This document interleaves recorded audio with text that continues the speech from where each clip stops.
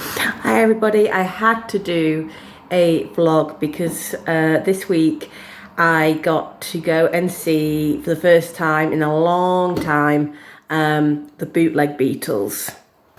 Now this was a really amazing nostalgia trip for me because I used to see them at least once a year from the age of 15, and in fact I found my first ever programme from 2005. So yeah, 20 years ago today, not quite today, and I just loved them because as a 15-year-old Beatles fan in 2005, it wasn't easy. I had very few contemporaries to share my love of the Beatles with, and the Bootleg Beatles were just an escape into their world. And if you don't know the Bootleg Beatles, they are the world's premier Beatles tribute band, and they are highly regarded. I think tribute band doesn't do them justice. It's like a pinch yourself moment watching and listening to them. In fact, George Harrison once said that they probably knew the cause better than he did. They truly have to be seen to be believed. So the 15-year-old is now 35, and life stopped the annual visits to the Bootleg Beatles, sadly. Not that my love for the Beatles has ever faded. In fact, I lived in Liverpool for 5 years, where the band is celebrated on almost every street corner. But sadly, I hadn't seen them for a long time, and I just couldn't wait to get back into that world. The Bootlegs are booked for 2 nights at Buxton Opera House. This is a new venue for me to experience them in. I've previously seen them in arenas and concert halls. Suitably though, it is next door to the old pavilion where the Beatles themselves once performed. The town still sells reproduced posters to mark the event. It seems odd to admit that I feel the same. As soon as the band entered the stage, I was that wide-eyed 15-year-old again, closing my eyes and allowing myself to pretend I was in a decade that I'd never experienced but felt I knew so well. Now, it was unclear whether you could take photographs or videos, so during the first half I didn't, because ushers seemed to be stopping people, but I did get some footage in the second half where it was kind of much more relaxed. The lineup of the band has changed over the years. Neil Harrison, the original John, who I first saw, is still on board as the producer of the show.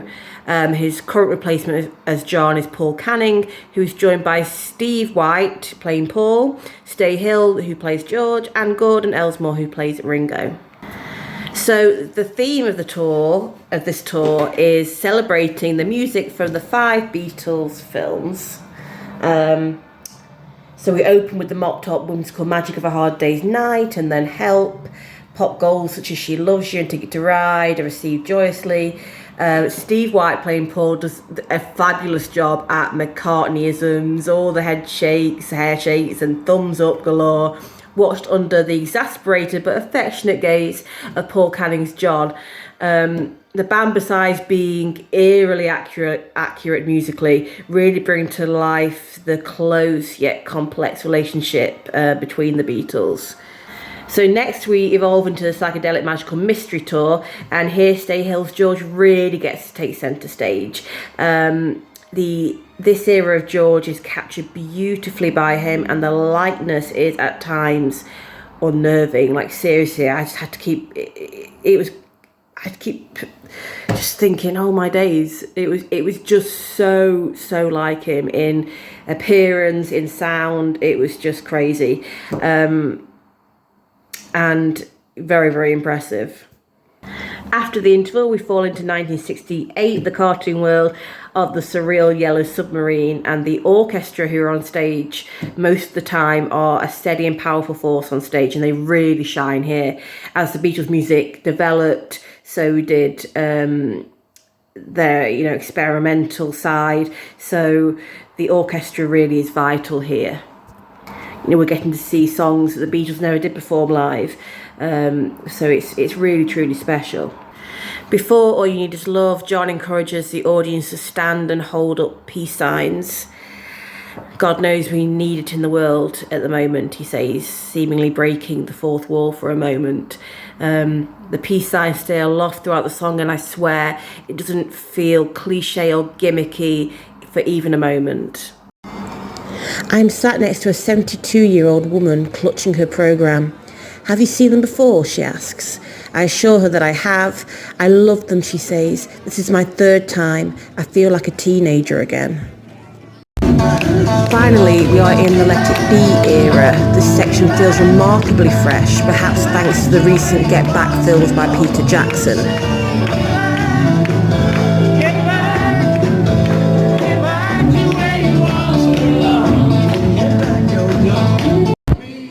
The sound is phenomenal, and you can barely comprehend that this is the same band who was singing She Loves You, Yeah, Yeah, Yeah a mere 2 hours before. It truly brings to the forefront the genius of the musical evolution of the Beatles. And I think we will always want more from the Beatles. It's just a way of life, and we delight in newly discovered demos, final songs, and films. We've got upcoming films. Sam Mendes is doing the 4-part film about the Beatles. And yet with the Bootleg Beatles, we get to experience the band not in retrospect, but as a live and breathing fresh sound. And looking around the audience, just looking at the eclectic ages of these people.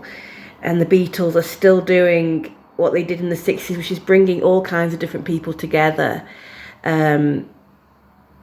And I just think it's an incredible thing. If you can, go and get tickets to the Bootleg Beatles. And it's the most alive I've felt for a long time.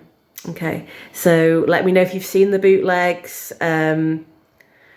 what you would like them to tour with next, maybe. What theme would you like them to go down? And take care. Have a lovely day. Bye.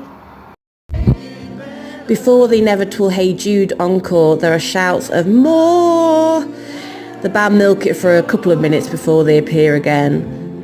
Now, these shouts of more sum up to me the incomparable magic of the Beatles. A band that broke up in 1970 still demands our attention like no other. Through every decade, we are desperate for more.